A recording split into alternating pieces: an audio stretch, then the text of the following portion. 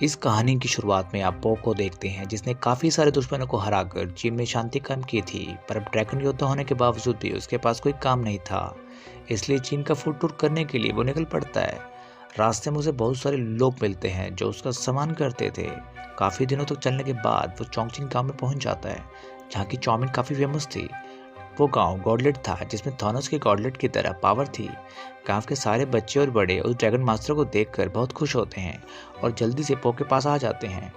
वो उससे ऑटोग्राफ मांगते हैं। पो को बहुत भूख लगी थी, इसलिए वो उन सबसे बचकर चाउमीन खाने भाग जाता है। तभी हम तो चोरों को देखते हैं, जिनका नाम क्लाउस और वरुका थे, जो उस गांव में गॉडलेट को चुराने आए थे। वो बहुत तेजी से गॉडलेट की तरफ बढ़ने लगते हैं। सैनिकों ने रोकने के लिए वो अपना टैप को एक्टिवेट करते हैं। वो दोनों उनके टैप से बचने की कोशिश करते हैं, पर वो इसमें कामयाब नहीं हो पाते और जाल में फंस जाते हैं। वहीं पर हम पो को इस बात का पता चलता है कि गॉडलेट खतरे में है, इसलिए वो तेजी से गेट तोड़ते हुए पार जाता है, जिसमें बहुत से ड्रम ऊपर की तरफ उछल जाते हैं, जिससे क्लाउस और वरुका गलती से आज़ाद हो जाते हैं। साथ ही वो गॉडलेट भी उनके हाथ में आ जाता है। वो तेजी से उनकी तरफ आकर उनसे गॉडलेट छीन लेता है और उस गॉडलेट को अपने हाथ में पहन लेता है। गॉडलेट अब एक्टिवेट हो चुका था। पो को इस बात का कोई इल्म नहीं था।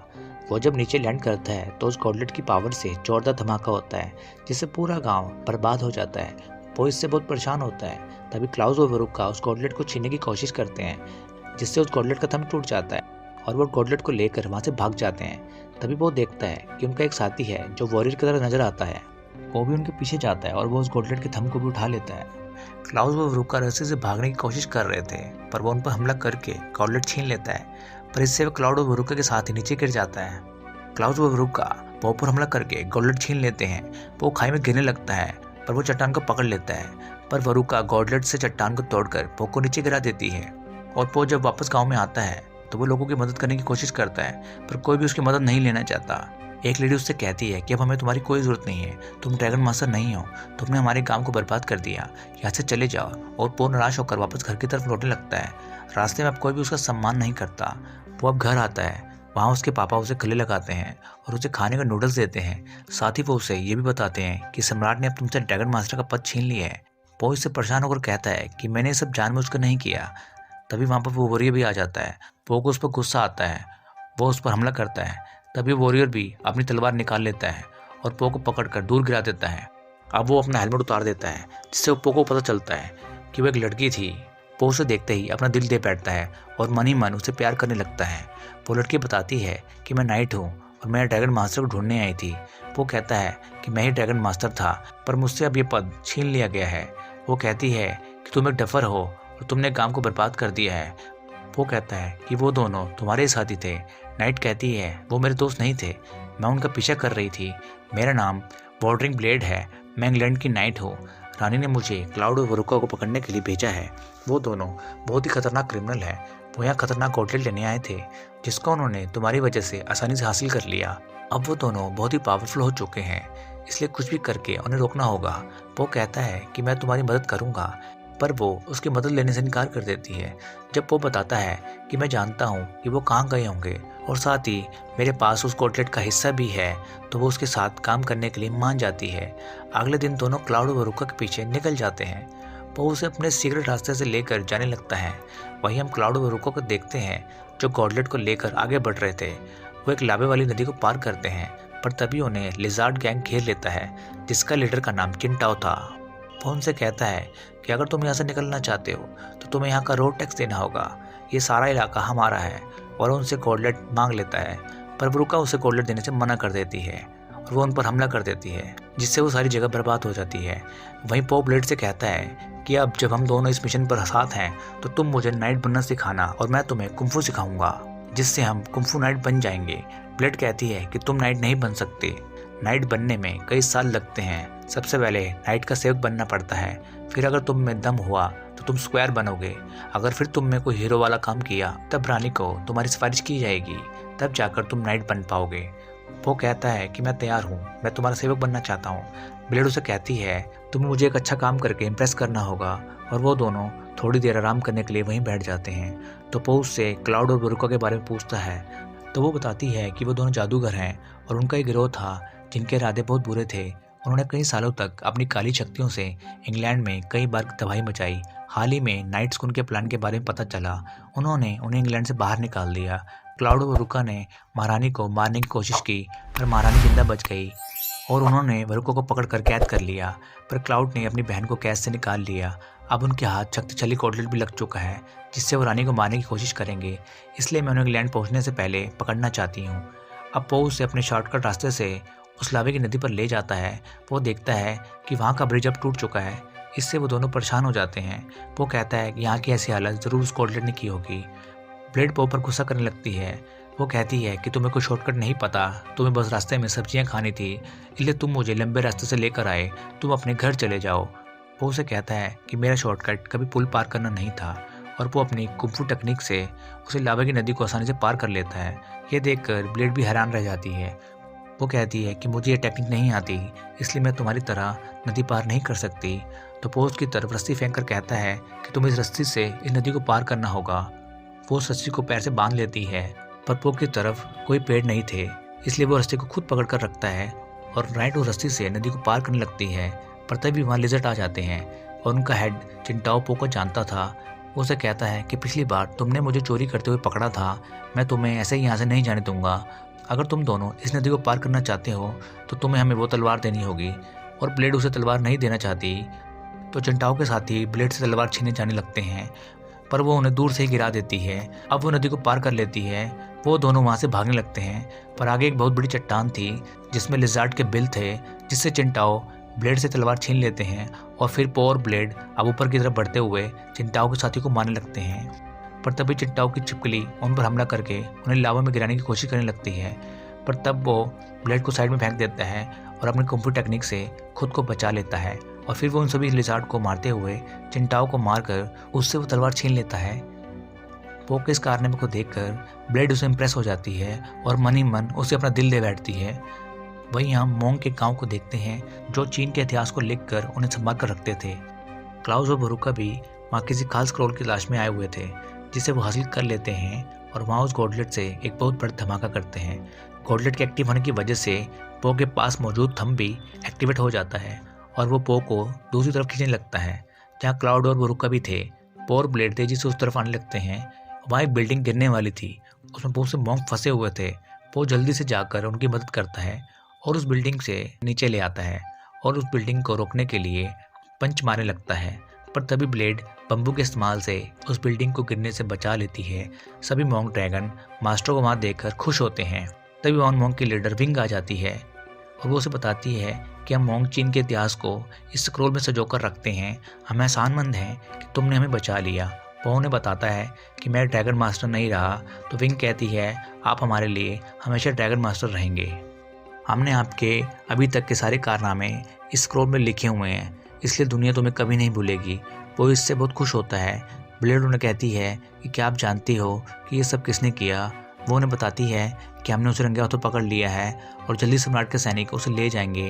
ब्लेड क्लाउस और वरुका को देखना चाहती थी, इसलिए वो दोनों उसे देखने के लिए उस बिल्डिंग में चले जाते हैं, जहाँ वो देखते हैं कि उन्होंने क्लाउड और वरुका को नहीं बल्कि अपनी एक मॉन्क चैन को पकड़ा था, जो हमेशा पटाखे जलाती थी और झूठ बोलती थी, जिससे उन्हें लगता था कि ये काम उसी का होगा। ब्लेड उन्हें बताती है कि पटाखों से इतना बड़ा धमाका नहीं होता, पर विंग उनकी बात नहीं सुनती और वहाँ से चली जाती है। जेन ब्लेड को बताती है कि मैंने उन 2 विजन्स को देखा था जिसने सब काम किया, मैं बेगुनाह हूँ। ब्लेड पूछती है कि वो यहाँ क्या लेने आए थे और वो कहाँ गए। जेन कहती है कि मैं तुम्हें सब कुछ बताऊंगी, पर पहले तुम्हें मुझे यहाँ से आज़ाद करना होगा। वो कहता है कि हम ऐसा नहीं कर सकते, अगर हमने इन मॉन्क के कैदी को भगाया तो उनका भी विश्वास मुझसे उठ जाएगा। ब्लेड कहती है क्लाउड और वरुका को हमें रोकना होगा, वरना वो एक और शहर को तबाह कर देंगे। वो इसके लिए मान जाता है। रात होते ही वो वापस उस बिल्डिंग में जेन को आज़ाद करने आ जाता है, पर उससे पिंजरे का लॉक नहीं खुलता, तो वो गार्ड को बेवकूफ़ बनाकर वहाँ से पिंजरा लेकर भागने लगता है। पर तभी सम्राट के सैनिक भी वहाँ पहुँच जाते हैं। पो का बैलेंस बिगड़ जाता है और वो इधर उधर टकराते हुए सीधा नीचे गिर जाता है। साथ ही जैन का पिंजरा भी नीचे गिर जाता है। सैनिक पो का मजाक उड़ाते हुए कहते हैं कि तुम अब डिलीवरी बॉय बन चुके हो, पर तुमने हमारा काम आसान कर दिया, और वो जैन को लेकर वहाँ से जाने लगते हैं। ब्लेड उन्हें रोकने के लिए आगे आ जाती है, तो चारों सैनिक उन्हें घेर लेते हैं और वो कहते हैं कि तुम हम चारों से नहीं बच सकती। अब वो उस पर हमला करने लगते हैं। ब्लेड उनसे लड़ने लग जाती है, वो भी ये सब देख रहा था, पर वो राजा के सैनिकों पर हमला नहीं करना चाहता था, लेकिन वो ब्लेड को मन ही मन चाहता था। इसलिए जब ब्लेड सैनिकों से हारने लगती है तो पो उन पर हमला कर देता है। पो उनसे कहता है कि मैं तुम पर हमला नहीं करना चाहता था, पर यह मेरी मजबूरी है। अब पो और ब्लेड उन सैनिकों को मार मार कर उनकी हालत ख़राब कर देते हैं और फिर वो दोनों जैन को लेकर वहाँ से निकल जाते हैं। जंगल में आकर जैन उन्हें बताती है उन दोनों लोगों ने तियांशा स्क्रॉल को चुराया था, पर उन दोनों को तियांशा के इतिहास के बारे में कुछ नहीं पता था। इसलिए जैन उन्हें बताती है कि बहुत समय पहले जब ये दुनिया एक थी और इसके हिस्से नहीं हुए थे, तब पेंजिया में रहने वाले कुछ लोगों के पास बहुत पावर थी। वो एलिमेंट्स को काबू कर सकते थे और लंबे समय तक वो इस शक्ति को मिल बांट कर इस्तेमाल कर रहे थे। पर उनमें से कुछ लोगों ने पेंजिया पर राज करना चाहा, जिसके लिए उन्होंने लोगों को मारना शुरू कर दिया। पर उन्हें रोकने के लिए कुछ वॉरियर्स इकट्ठा हुए और उन्होंने अपनी जादू शक्तियों से 4 हथियार बनाए, जिससे वो उन्हें हमेशा के लिए कैद कर सकें। उन चारों हथियारों के हमले से कुदरत का संतुलन बिगड़ गया और दुनिया के कई हिस्से हो गए। ब्लेड पूछती है कि वो कौन कौन से हथियार थे। जैन बताती है कि उन हथियारों में से एक का नाम हेलमेट था, दूसरे का नाम गॉडलेट था और तीसरे का नाम चाबुक था और चौथे का नाम मुझे याद नहीं। उन चारों हथियारों को लोगों से बचाने के लिए अलग अलग जगह फेंक दिया गया था और फिर वक्त के साथ वो हथियार गायब हो गए। अगर वो हथियार साथ मिल गए तो तबाही आ जाएगी। ब्लेड कहती है कि क्लाउड और वरुका जरूर चारों हथियार हासिल करना चाहते होंगे। तभी वहाँ पर सैनिक उन्हें ढूंढने आने लगते हैं। जैन उन सबका ध्यान भटकाने के लिए पटाखे जलाने लगती है, जिससे पो और ब्लेड वहाँ से निकल जाते हैं। ब्लेड पो से कहती है कि क्लाउड और वरुका जाने अब कहाँ होंगे, हम उनके बारे में कुछ नहीं जानते। पो कहता है कि वो ज़रूर अनंत लोक के चाबुक के पीछे गए होंगे और उसके बारे में मैंने पहले भी सुना था। और वो अपने पास रखी ग्राफिक नोवेल निकालता है जिसमें अनंत लोक के चाबुक का जिक्र था। वो ब्लेड को मूल की कहानी बताता है कि प्राचीन समय में लॉन्गटिंग यूट के पास यह अनंत लोक के चाबुक था और वो उन एलिमेंट वॉरियर में से एक है।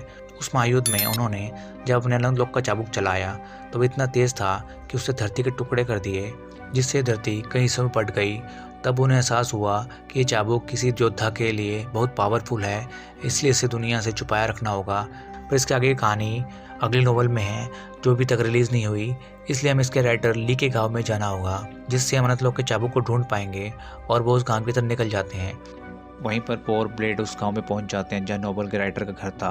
पो देखता है कि वहाँ उसके पोस्टर लगे हुए हैं, क्योंकि सम्राट के सैनिक उसे ढूंढ रहे थे और उन्होंने उसे वांटेड का खिताब दे रखा था। पो इससे परेशान हो जाता है।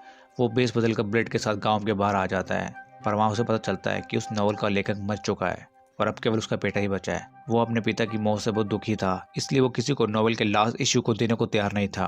वो दोनों इसका दूसरा रास्ता निकालते हैं और पो और ब्लेड उसके घर चोरी छिपे पहुंच जाते हैं। वहाँ उन्हें नॉवल का अगला भाग मिल जाता है जिसमें आगे की कहानी थी। पर तभी राइटर का बेटा आ जाता है जिसका नाम ली था।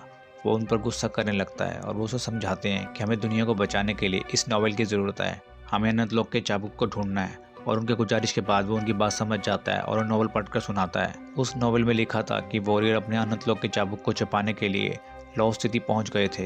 वो चाबुक को गहराइयों में छुपा देना चाहते थे, पर तभी उन्हें एहसास हुआ कि इसे छुपाने से कुछ नहीं होगा। आने वाली पीढ़ी को इसके खतरे के बारे में बताना बहुत ज़रूरी है, वरना हो सकता है ये चाबुक गलत हाथों में पड़ जाए। इसलिए उन्होंने चाबुक की कहानी लॉस्ट सिटी के सभी लोगों को सुनाई। वो उससे पूछता है कि लॉस्ट सिटी कहाँ है, क्या तुम जानते हो? वो बताते कि हाँ, मेरे बचपन में मेरे पिताजी मुझे वहाँ लेकर जाया करते थे, और वो उन्हें उस जगह का नक्शा बनाकर दे देता है। वो दोनों वहाँ से निकलने ही लगते हैं। पो ब्लेड से कहता है कि क्या अब हम दोनों दोस्त बन गए हैं? वो उसे कहती है कि मैं तुम्हें पसंद करती हूँ और तुम्हारी दोस्त बनना चाहती हूँ, लेकिन मेरी कुछ मजबूरी है, क्योंकि जब मैं 8 साल की थी तब मेरा भाई मर गया। वो क्लाउड और वरुका को पकड़ने की कोशिश कर रहा था, उन्होंने मेरे सामने उसे मार दिया और मुझे मेरे भाई का अधूरा काम पूरा करना है, इसलिए मैं तुम्हारी दोस्त नहीं बन सकती। क्योंकि अगर मुझे कभी मिशन और दोस्त के बीच में किसी को चुनना पड़ा तो मैं इस मिशन को चुनूंगी। तभी वहाँ को पो को पकड़ने के लिए कोमोडो ड्रैगन आ जाते हैं। उन्हें देखकर उस गांव के लोग छुप जाते हैं। वो कोमोडो पो को पकड़ने के लिए उस पर हमला करने लगते हैं और ब्लेड भी उनसे फाइट करने लग जाती है। पो उनसे लड़ने की पूरी कोशिश करता है, पर तभी एक कोमोडो वॉरियर एक छोटी लड़की को अपने जहर से हमला करने लगता है, जिसका नाम राबिया था। पर ब्लेड अपना हाथ आगे करके उस बच्ची को बचा लेती है, पर वो कोमोडो ड्रैगन उसे दूर फेंक देते हैं और पो उसे बचाने लगता है। वो कोमोडो उस पर हमला करके उसे दूर गिरा देते हैं और अब वो फिर पो को पकड़ लेते हैं। वो सोचता है कि ब्लेड उसे बचाने आएगी, पर वो बड़ी दुखी मन से ये सब देखती रह जाती है, क्योंकि उसे अपने मिशन पर जाना था। और उसके बाद वो पो को सम्राट के पास लेकर चले जाते हैं। पर रास्ते में ब्लैकी नाम का एक वॉरियर उन पर हमला कर देता है। पो को लगता है कि वो उसकी मदद करने आया है, पर वो उनकी तरफ गुस्से से बढ़ रहा था। जब पो को लगता है कि वो उस पर भी हमला करने वाला है तो वो अपने कार्ड को लेकर भागने लगता है, जिससे वो एक पहाड़ से नीचे गिर जाता है और वो इससे आज़ाद हो जाता है। और फिर वो डिसाइड करता है कि वो ब्लेड के बिना ही गॉडलेट को हासिल करके रहेगा। वो जंगल के रास्ते आगे बढ़ जाता है। वहीं हम ब्लेड को देखते हैं जो मैप के मुताबिक आगे बढ़ रही थी। तभी राबिया नाम की वो लड़की उसके पीछे आने लगती है। ब्लेड उसे घर जाने को कहती है तो राबिया बोलती है कि आपने मेरी जान बचाकर मुझ पर एहसान किया, इसलिए मैं आपकी जान बचाकर आपका एहसान चुकाऊंगी। ब्लेड उसे कहती है कि तुम छोटी बच्ची हो, तुम अपने घर जाओ। वो उसे बताती है कि वह शहर में घूमने आई थी और उसका घर दूसरी तरफ है। तो ब्लेड उसे अपने साथ लेकर आगे बढ़ने लगती है। वहीं पो भी आगे बढ़ रहा था पर उसे आगे जाने का रास्ता नहीं पता था। तभी कोमोडो आर्मी का मेंबर पो पर हमला कर देता है, जिसका नाम वमन था। पो उसे देखते ही पीटने लगता है तो वो पो से जान की भीख मांगता है। पो उससे पूछता है कि तुम्हारे साथी कहाँ हैं। वो पो से कहता है कि मैं उनसे अपनी जान बचाकर भाग आया, इसलिए अब मेरे साथी मुझे नहीं छोड़ेंगे, मैं सुधरना चाहता हूँ। पो उससे पूछता है कि क्या तुम जानते हो कि रेगिस्तान का रास्ता किस तरफ है। तो वो पो को इशारा करके बताता है कि रेगिस्तान किस तरफ है। तो पो उसे अपने साथ लेकर आगे की तरफ निकल पड़ता है। वहीं ब्लेड राबिया के साथ मैप के मुताबिक उस गाँव में पहुंच जाती हैं जहाँ राबिया का घर था, इसलिए ब्लेड उसे घर जाने को कहती है और वो दोनों उस गाँव में पहुंच जाते हैं। पो को भूख लगती है, वो नूडल खाने लगता है। क्लाउड और उरुका भी उसी गाँव में मौजूद थे। वो नाटक करके लोगों को लूट रहे थे और उन्हें पकड़ने जाने लगता है, पर तभी वो गिर जाता है क्योंकि वेमन ने उसको धोखे से पकड़ लिया था। वेमन पो से कहता है कि मैं सिर्फ दोस्ती का नाटक कर रहा था ताकि मैं तुम्हें अकेले ही पकड़कर सम्राट के पास ले जा सकूं और इनाम पाऊं। पो को उस पर गुस्सा आता है। वो उसे कहता है कि तुमने मेरी नूडल की कमजोरी का फ़ायदा उठाया। वो वेमन को उठाकर दूर फेंक देता है। ब्लेड भी क्लाउड और उरुका को देख लेती है, इसलिए वो उसे पकड़ने की कोशिश करती है। पो भी उनके पीछे था। ब्लेड पो को देखकर हैरान होती है। पो उसे कहता है कि इन दोनों को पकड़ना मेरा भी मिशन है और वो कार्ड को आगे कर उन्हें रोक देता है, पर वो दोनों वहाँ से मौका देकर भागने लगते हैं। पर वो किसी तरह वरुका को पकड़ लेते हैं। ब्लेड वरुका से कहती है कि मैं वही छोटी बच्ची हूँ जिसके सामने तुमने उसके भाई को मारा था, और वो अपने भाई की मौत का बदला लेने के लिए उसे मारने लगती है। पर वो अपने गॉडलेट से उसके हमले को रोक देती है और उसे गॉडलेट से मारने लगती है। वो ये देखकर उस पर हमला करके उसे पकड़ लेता है, पर तभी क्लाउड और वरुका उस पर चाकू से हमला करते हैं, जिससे वरुका और क्लाउड वहाँ से भाग जाते हैं। तभी वहाँ ब्लैकी आ जाता है। वो ब्लेड और पो पर हमला करके उन्हें रस्सियों से पकड़ लेता है, लेकिन तभी राबिया चालाकी से पो और ब्लेड को एक गुफा से गिरा कर बचा लेती है। राबिया उनसे कहती है कि मैंने तुम्हारी जान बचाकर तुम्हारा एहसान चुका दिया है। ब्लेड देखती है कि वो जगह राबिया का घर है। अब राबिया उन्हें सुरंग से दूर रेगिस्तान में ले आती है। ब्लेड उसे शुक्रिया कहती है। अब वो दोनों वापस से लॉस्ट सिटी को ढूंढने के लिए निकल जाते हैं। यहाँ राबिया भी अपने पेरेंट्स के पास आ जाती है। वो वहीं गाँव में रहते थे।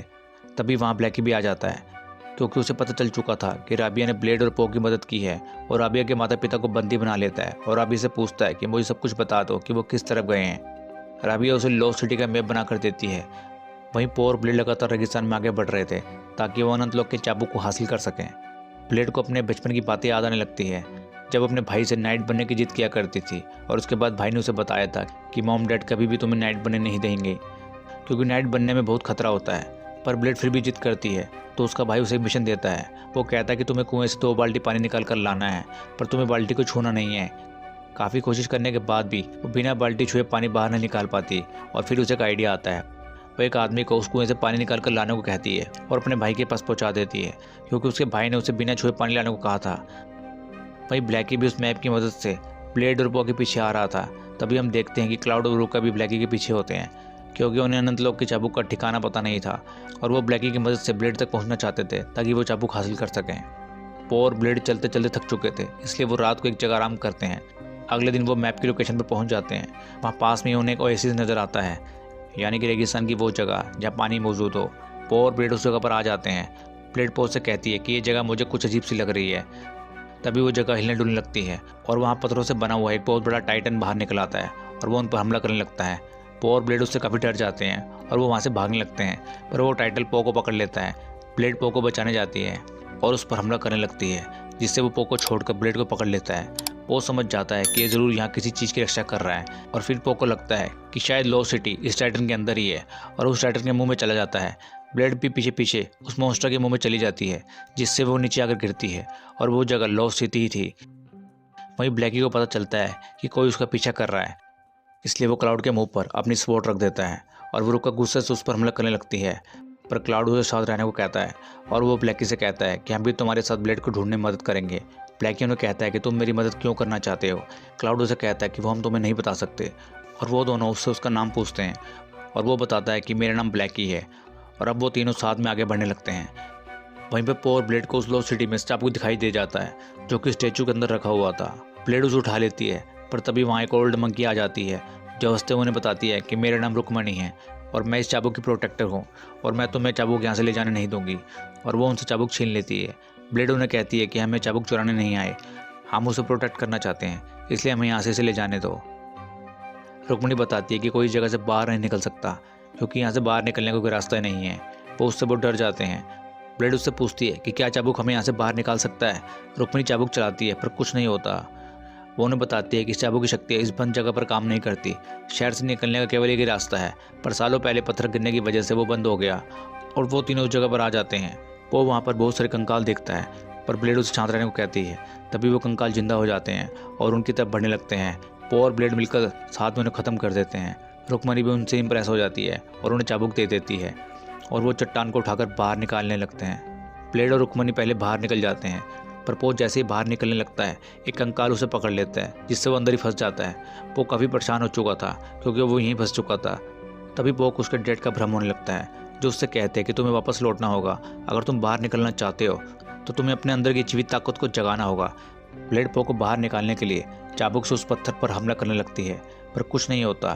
तभी रुक्मणी ज़ोर ज़ोर से हंसने लगती है और वो उसे बताती है कि मैं कोई प्रोटेक्टर नहीं हूँ, बल्कि रायपुर की लुटेरी हूँ। मैं उस चाबुक को चुराने गई थी, लेकिन मैं वहीं फंस गई और तुम्हारी वजह से आज मैं आज़ाद हो गई। ब्लेड उसे कहती है कि चाबुक तो मेरे पास है, पर वो लुटेरी अपनी छड़ी को चाबुक में बदल लेती है, जो कि असली आनंदलोक का चाबुक था। वो कहती है कि मैं चाबुक को राजा को बेच दूंगी और काफ़ी अमीर बन जाऊंगी। और अब वो चाबुक से ब्लेड पर हमला करने लगती है और उस चाबुक का हमला बहुत ही पावरफुल था। ब्लेड उससे फाइट करने लगती है। वहीं हम ब्लैकी को देखते हैं जो क्लाउड बरूका के साथ आगे बढ़ रहा था, पर तभी टकराने की वजह से उसके पैर में मोच आ जाती है। क्लाउड उसकी मदद करता है और अपने मैजिक से उसे ठीक कर देता है, पर ब्लैकी को पता चल जाता है कि वो दोनों जादूगर हैं। उसे जादूगरों से नफरत थी, इसलिए वो उन पर हमला करने लगता है। वो क्लाउड को जख्मी कर देता है और बरूका को भी मारने लगता है। वहीं पर पो गॉडलेट के उस अंगूठे को एक्टिवेट करके उन पत्थर को तोड़ देता है। उस अंगूठे के एक्टिवेट होने की वजह से गॉडलेट भी एक्टिवेट हो जाता है, जिससे बरूका और क्लाउड वहाँ से दूर चले जाते हैं और वो ब्लैकी से बच जाते हैं। ब्लेड और रुक्मणी अभी भी लड़ रहे थे, तभी पो बाहर आ जाता है और ये देखकर रुक्मणी वहाँ से भाग जाती है। ब्लेड को निराशा हुई, वो पो से कहती है कि अब हम 2 हथियार खो चुके हैं। पो कहता है कि मैं इस अंगूठे को एक्टिवेट करके क्लाउड और बरूका को अपने पास बुला सकता हूँ, जिससे हम उन्हें पकड़ सकते हैं। ब्लेड कहती है कि अगर हमें उनसे गॉडलेट छीनना है तो हमें इसके लिए पूरी तैयारी करनी होगी, और वो गॉडलेट छीनने की प्रैक्टिस करने लगते हैं। क्लाउड और बरूका भी अब जंगल में आ चुके थे। अब हमें पास का सीन दिखाया जाता है जब बरूका इंग्लैंड की चाइल्ड जादूगरनी हुआ करती थी। वो अपनी माया से चांदी रात में पेड़ों की बेलों को कंट्रोल कर सकती थी, साथ ही वो महारानी की शाही सलाहकार भी थी।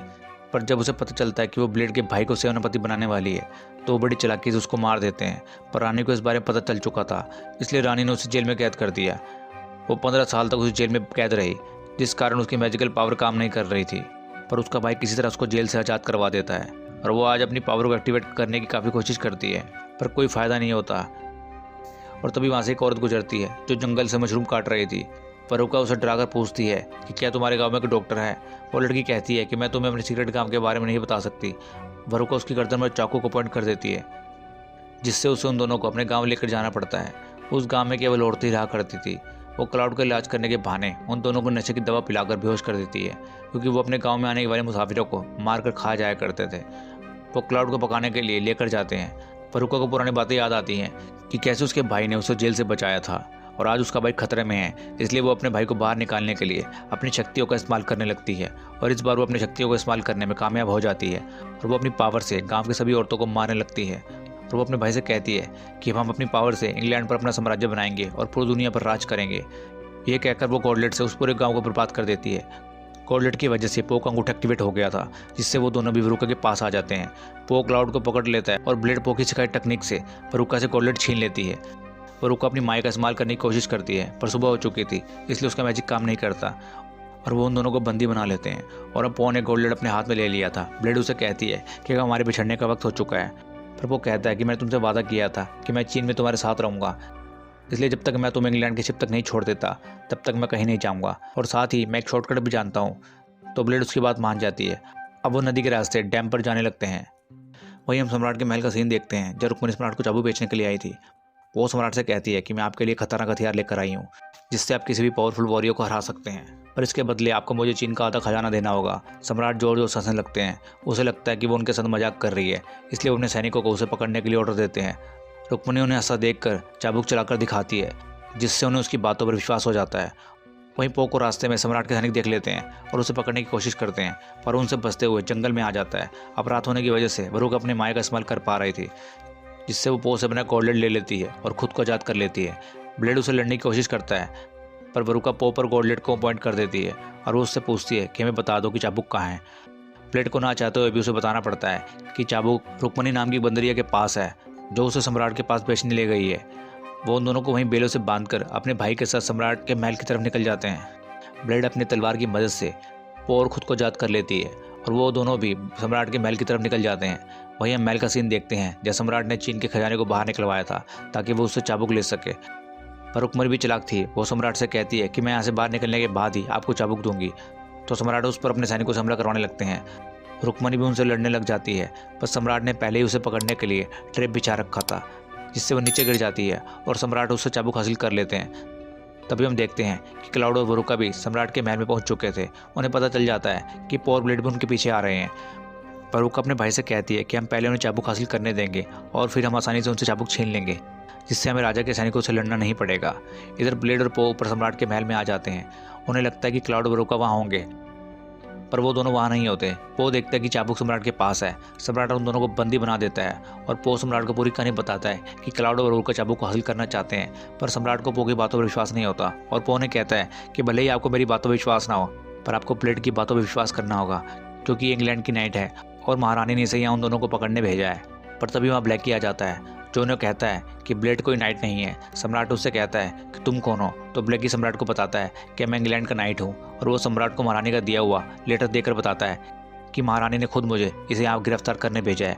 पोगो को समझ नहीं आता। ब्लैकी कहता है कि ब्लेड एक चोर है और इसने एक कवच तलवार एक नाइट से चुराई थी। वो उससे कहता है कि क्या ये सच है, तो ब्लैकी उसे कहती है कि मैं कोई नाइट नहीं हूँ, मैंने जो भी किया मजबूरी में किया। ब्लैकी उसे पकड़कर अपने साथ लेकर जाने लगता है। पो को भी जेल में बंद कर दिया जाता है।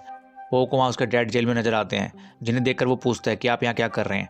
उसका डैड कहते हैं कि तुम्हारे जाने के बाद सम्राट ने मुझे बहुत टॉर्चर किया, लेकिन फिर भी मैंने उन्हें तुम्हारा ठिकाना नहीं बताया। पो अब जेल से निकलने के लिए दरवाज़ा तोड़ने की कोशिश करने लग जाता है, फिर अपने डैड से कहता है कि क्लाउड और बरूका यहाँ किसी भी वक्त हमला कर सकते हैं, मुझे उन्हें रोकना ही होगा। पर वो गेट को नहीं तोड़ पा रहा था। तभी उन्हें रुक्मणी के हंसने की आवाज़ सुनाई देती है और पो उसे पहचान लेता है, क्योंकि वो वही लुटेरी बंदरिया थी। और पो उसे कहता है कि क्या तुम हमें यहाँ से बाहर निकाल सकती हो। वो कहती है कि मैं तुम्हें फ्री में यहाँ से बाहर नहीं निकालूंगी, मैं तुम्हारी मदद कर सकती हूँ, लेकिन बदले में तुम्हें मुझे चाबुक देना होगा। वो उसकी बात मान लेता है और रुक्मणी बड़ी चालाकी से गार्ड को अपने पास बुलाकर उसे चाबी छीन लेती है और खुद को आज़ाद कर देती है। वो अपने डैड से मिलकर बहुत खुश होता है। अब वो वहाँ से निकलने लगते हैं। वहीं ब्लैकी ब्लेड को पकड़कर अपने साथ लेकर जा रहा था। ब्लेड उसे बताती है कि मैं अपने भाई की खातिर उन 2 जादूगर को पकड़ने आई थी, जो माँ हथियार चुराना चाहते हैं, और उन्होंने उनमें से एक गॉडलेट को हासिल कर लिया है। ब्लैकी समझ जाता है कि ज़रूर वो दोनों वही जादूगर होंगे जो उसे रेगिस्तान में मिले थे। ब्लेड बताती है कि हम अभी भी उन्हें पकड़ सकते हैं। ब्लैकी कहता है कि वो मेरा मिशन नहीं है, मेरा काम तुम्हें पकड़कर रानी के पास लेकर जाना है और मैं वही कर रहा हूँ। मैं वहाँ जाकर उन्हें सारी सच्चाई बता दूंगा और वो किसी दूसरे नाइट को उन्हें पकड़ने भेज देंगी। ब्लेड कहती है कि इसमें 1 महीने का वक्त लग जाएगा, लेकिन फिर भी वो नहीं मानता और ब्लेड उस पर हमला करके उसे हथियार छीन लेती है। ब्लैकी भी उससे लड़ने के तैयार हो जाता है। उन दोनों के बीच खतरनाक फाइट होने लगती है, पर ब्लेड पो की सिखाई टेक्निक से उसे हरा देती है और अब वो उसे वहीं पेड़ से बांध देती है और महल की तरफ बढ़ने लगती है। तभी हम देखते हैं कि क्लाउड और बरूका भी महल में चाबुक हासिल करने के लिए पहुंच जाते हैं। बरूका अपने गॉडलेट से सैनिकों पर हमला करने लगती है और पो भी वहाँ पहुँच गया था और अब वो उनसे फाइट करने लगता है। इस सब का फायदा उठाकर रुक्मणी बड़ी चालाकी से चाबुक को हासिल कर लेती है। सम्राट उसे रोक नहीं पाता और वो वहाँ से निकल जाती है। क्लाउड और बरूका भी उसे जाते हुए देख लेते हैं। बरूका पो पर गॉडलेट से हमला करने लगती है। पो भी उस पर हमला करने लगता है, पर इससे वो घायल हो जाता है। ब्लेड जब वहाँ आती है तो देखती है कि पो के डैड उसके हाथ पर पट्टी बांध रहे हैं, क्योंकि पो का एक हाथ टूट चुका था। वो उससे कहता है कि क्लाउड और बरूका भी रुक्मणी के पीछे गए हैं। ब्लेड कहती है कि मैं तुमसे झूठ नहीं बोलना चाहती थी, तो पो उसे कहता है कि तुमने ऐसा क्यों किया। ब्लेड उसे बताती है कि मेरा भाई मेरी वजह से मरा था। फिर हम ब्लेड के बचपन का सीन देखते हैं। जब वो बहुत छोटी थी, उसके भाई के पास महारानी के सैनिक आए थे, जिन्होंने उसे बताया कि जादूगर ने हमला कर दिया है, इसलिए आपको उन्हें रोकना होगा, और वो भी उनके साथ जाने लगता है। ब्लेड भी तलवार लेकर बाहर आती है और वो अपने भाई से कहती है कि मैं भी तुम्हारे साथ मिचल में चलूंगी। तो वो कहता है कि तुम मेरे साथ नहीं चल सकती, वहाँ बहुत खतरा होगा, इसलिए तुम यही रहना। ये कहकर वो वहाँ से चला जाता है, पर ब्लेड नहीं मानती और वो उसके पीछे चली जाती है। और वो जंगल में क्लाउड बरूका से लड़ रहा था। बरूका अपनी काली शक्तियों का इस्तेमाल कर रही थी। ब्लेड जब अपने भाई को खतरे में देखती है तो उसे बचाने के लिए आगे आ जाती है। इससे उसके भाई का ध्यान भटक जाता है और मौका पाकर बरूका उसके भाई को मार डालती है। ब्लेड इससे बहुत दुखी होती है और वो पो से कहती है, अगर उस दिन मैं अपने भाई के पीछे नहीं जाती तो आज मेरा भाई जिंदा होता, इसलिए मैं अपने भाई का बदला लेना चाहती हूँ। पो ब्लेड से कहता है कि उस वक्त तुम बहुत छोटी थी, इसलिए तुम्हारी गलती नहीं थी। मैं तुम्हें अपना दोस्त मानता हूँ, इसलिए तुम्हें मुझसे कुछ नहीं छुपाना चाहिए था। कोई फ़र्क नहीं पड़ता कि तुम एक नाइट हो या नहीं हो, मैं भी अब ड्रैगन मास्टर नहीं रहा, फिर भी हम उनको पकड़ लेंगे। वही रुक्मणी चाबुक लेकर भाग रही थी। क्लाउड और रोका भी उसका पीछा कर रहे थे। साथ ही वो दोनों अपने सुपर पावर हथियारों से फाइट कर रहे थे। पो भी अपने डैड और ब्लेड के साथ उनका पीछा करने लगता है। रात होने की वजह से अब चांद निकल आया था, इसलिए वरुका अपनी शक्तियों की मदद से पेड़ों को कंट्रोल करके ब्लेड पर हमला करने लगती है। साथ ही वो पो और रुक्मणी पर भी हमला करने लगती है, जिससे वो सभी दूर जाकर गिरने लगते हैं और सभी सम्राट के शिप पर पहुंच गए थे। क्लाउड कहता है कि अब हम शिप की मदद से यहाँ से निकल जाएंगे और अब वो उनके पास चाबुक को लेने आते हैं, पर पो उनसे चाबुक को लेने लगता है और ब्लेड उनसे कहती है कि अब तुम सिर्फ 2 जादूगर बचे हो, अगर तुमने चारों हथियार हासिल कर भी लिए तो भी तुम सारे नाइट्स को नहीं हरा पाओगे। क्लाउड कहता है कि तुम उन हथियारों के बारे में कुछ नहीं जानते, पर इस स्क्रॉल में सब कुछ लिखा है जो हमें लोटस विलेज से मिला था। वो बताते हैं कि धरती को हिलाने वाले गॉडलेट, अनंत लोक का चाबुक, wheels of strong, helmet of wind, इन चारों हथियारों को प्राचीन योद्धाओं ने दुश्मनों की आत्माओं को कैद करने के लिए बनाए थे। लेकिन अगर इन चारों हथियारों को मिला दिया जाए तो कैद हुई आत्माएं वापस बाहर आ जाएंगी, जिससे तबाही मच जाएगी। और यह कहकर बरूका उन पर हमला करने लग जाती है। ब्लेड उससे लड़ने लगती है और वो पो से चाबुक लेने के लिए उस पर हमला करने लगते हैं। पो भी चाबुक को एक्टिवेट कर देता है और क्लाउड से फाइट करने लग जाता है। बरूका ब्लेड पर हमला करके उसे दूर फेंक देती है। पो घायल होने की वजह से क्लाउड से नहीं जीत पा रहा था और वहीं पो के डैड क्लाउड पर हमला करके उसकी मदद करते हैं। पो बरूका पर हमला करने लगता है, पर वो उसके चाबुक को अपने गॉडलेट से पकड़ लेती है, जिससे एक बहुत तेज़ धमाका होता है और पो और ब्लेड गिर जाते हैं, जिससे क्लाउड ने उस चाबुक को हासिल कर लिया था। ब्लेड उन पर हमला करने लगती है, पर वो उसे घायल करके उसे दूर फेंक देते हैं और बरूका पो पर हमला करके उसे दूर फेंक देती है और वो शिप की तरफ जाने लगते हैं। तभी रुक्मणी क्लाउड से उस चाबुक को छीन लेती है और फिर वो दोनों रुक्मणी से चाबुक वापस छीन लेते हैं और वो दोनों शिप से निकल जाते हैं। ब्लेड उन रोकने के लिए शिप की चेन को पकड़ लेती है। बरूका उस पर चाकू से हमला करने लगता है और तभी पो वहाँ जाकर ब्लेड को बचा लेता है। इससे क्लाउड और बरूका वहाँ से निकल जाते हैं।